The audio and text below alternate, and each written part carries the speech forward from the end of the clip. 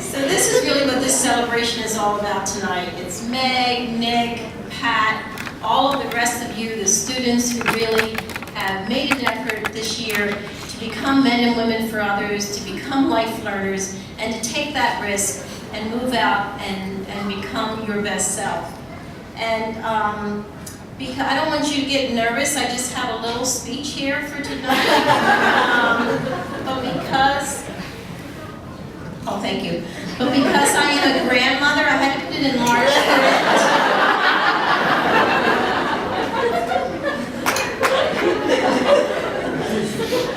So now you know a little bit of Ann, who she is, but I'm going to be more serious now.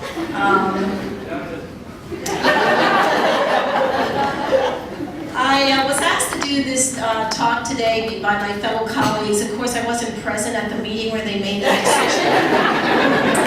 And I was very reluctant, but then they said, well, you could talk about all the wonderful students who you have seen, excuse me, transform their lives because of their service. And I said, yeah, that I can do. And as we've already seen, many of our students here have already spoken about how their lives have been transformed.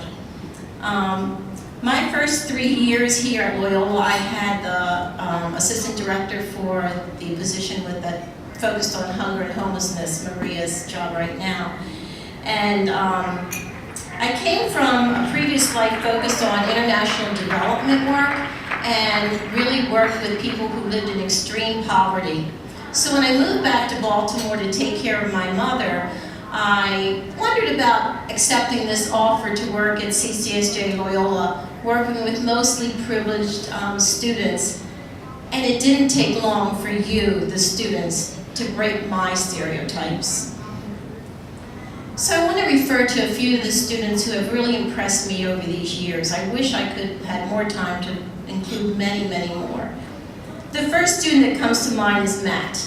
He's from Alabama. Not New Jersey, not Long Island. That already broke my stereotype. Matt was a big, burly teddy bear kind of guy, and his first year of service was with children. So after he went to Belgium to study abroad and he applied to be a service coordinator, CCSJ asked him if he would consider working for adult men with the Frederick Ozanam House down in the Fells Point area. And that was a real hard decision for him, but he decided to take that risk and accept that. Today, Matt is a lawyer at the Public Justice Center here in Baltimore and has won the Housing Justice Award for his impressive work advocating for fair and affordable housing for low-income people. He also teaches a course here at Loyola. Talk about coming full circle. I think he teaches, the course is called History of Civil and Human Rights Law. Any of you taken that course? But I remember Matt when he was struggling with some worksite situations and trying to learn about the men he worked with who faced so many social issues in their lives. But what made him stand apart for me was his openness to learn, his deep intellectual desire to understand, and his compassion and love for people. Look at him now. Another student, Lauren, stands out to me as well from this time. She came from a hardworking family from Pittsburgh. She was a speech path major. How many speech path majors we have here? Yeah, we usually have quite a few that do service. She was very specifically, only interested in working with adults. She did not want anything to do with children. She too became involved with men and women in Fells Point. She became so close with this older gentleman who lived 30 years on the street due to a heroin addiction and managed to pull his life out of that addiction and change his life. She wrote about him later as her hero. And if anybody knows James, he was my hero as well. Lauren later became involved with a young woman and her daughter. She now is a speech pathologist for children. So her service led her to understand what her career goal was really about, because she felt children with speech pathology difficulties were the ones she could most affect because by the time they become an adult, it's so much harder. Another young woman was a commuter. She signed up for Unite weekend, but then started to back out because she felt it was so hard to fit in with the resident students. I convinced her to go. I can be convincing sometimes. And she met her new best friend and also grew so much from her experience and awareness from accepting that risk as well. Now I'm the program director of the International Immersion Programs. There are just so many stories of students who participate in service programs that are inspiring. But I'm going to mention one from PMEX who wrote to me recently that before becoming a member of the PMEX team, she was thinking of transferring. She felt no tie to the Loyola community, no passion to follow, and couldn't relate to many of her peers. She did have a kind of quirky sense of humor, that's probably why we got along. The immersion program gave her new lifelong friends and an introduction to her calling. Today, she works with refugees and is extremely happy. DK is another young man, Danielle Coster. He went as a sophomore, and just as Nick made a little confession, he applied because a friend, like Kevin introduced Pat and Ruben to Encounter El Salvador. He came because a friend told him it was really awesome and he should do it. And he admitted later that he was pretty clueless about why he was even applying or what would happen. As a psychology major, he was so inspired by a woman in Mexico who had taken 10 to 15 years to get her bachelor's degree in psychology. And she was determined because she was very materially poor herself and found that there were very few services for mental health for people like her. After him seeing the border and the difficulty and the traumas many immigrants face, he now he applied first to be a PMEX leader and is currently in the PsyD program and is committed to working with trauma victims when he finishes. Another student who has come full circle is here present today, Erin Bowman. She, right? Did I say it right? I do get names mixed up. Erin actually spoke as a keynote speaker last year as an alum, and today she's here representing one of our community partners to speak, who won the Milch Award.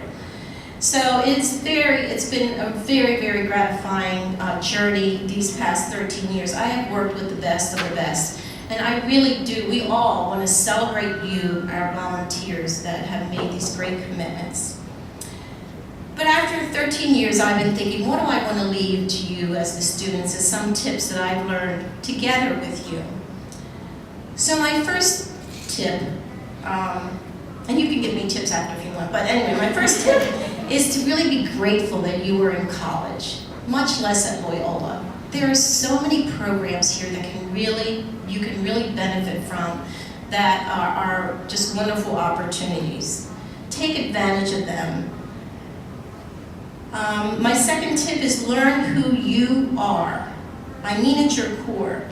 Do a retreat, do SBO, do road trip, an immersion program, MAP, whatever it is, but work during these 4 years to know who you are, your story, and how you want to grow and move forward in your life. 3, take risk to move out from your comfort zone, especially somewhere that helps you come to know personally people who are marginalized, whether because of race, class, religion, sexual orientation, etc., and expose yourself to their deep suffering and, so beautifully put, Pat, their courage and strength. There are many challenges in this endeavor, but you will be enriched as a human being beyond belief. Success, number 4. Success is measured so many more ways than monetarily. After 9/11, many people realized that life is very short and very vulnerable, and they re-looked and re-examined their own lives. And many people left jobs that they really weren't happy in, and they went back to be a gym teacher or work with children or whatever it was, and they realized that they needed to listen to who they were to find true happiness. As L'Oreal would say, you're worth it. This is the opportunity here at Loyola to find your vocation. 5, use this time to figure out those values. Being authentic and true to them will bring you happiness. I actually believe we're meant to be happy, God wants us to be happy, and we can be that when we listen to who we are.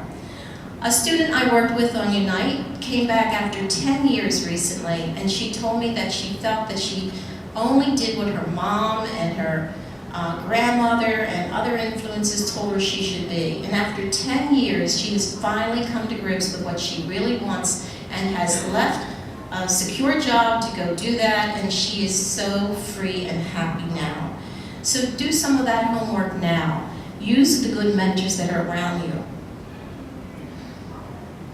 Here at Loyola, we like to refer to the importance of mind, body, and spirit. I also like to use the metaphor of head, heart, and feet. The mind or head, for me, means to learn all you can, become a critical thinker, and look for information in diverse places, and especially through experiential learning. Body and heart, go out to people and places that are suffering from injustices so you can affectively be transformed and enlightened. Does that sound familiar, Jen? The affective part. Spirit and feet. Don't allow yourself to be enslaved by illusions or paralyzed by harsh realities, but allow your mind and heart to motivate your feet, to move you to act for a better world for yourself and others. So I'd like to end with see, it's not as long as you thought. I'd like to end with the goose story. Some of you who know me and my programs have heard this before, so please bear with me. When you see geese flying in a V formation, science has taught us why they do that. By flying in V formation, each bird creates uplift for the goose behind it, and overall allows them to have 71% greater flying range than if they flew on their own. If one gets out of formation, they quickly feel the drag and resistance of trying to go it alone and return to the group. When the head goose gets tired, it rotates to the back to rest, and another goose takes the lead. So many of you may be called to be leaders. Geese honk from behind to encourage those up front. If one gets sick or hurt and falls out of formation, 2 other geese follow it down to someplace, the ground, to help or protect, and stay with it until it either heals or dies, and then they return to another formation. So lastly, if you have the sense of a goose, you will find good people that share your values and dreams and support you on your journey. I found that community here with my CCSJ family and all of you. So I and CCSJ would like to honk for all of you. Honk! In celebrating each of you, we have left a copy of that story that's a little bit more complete than my version on your table. It's a gift to each of you. And thank you, and I just really feel privileged to have had these years with wonderful students, and I wish you all the best.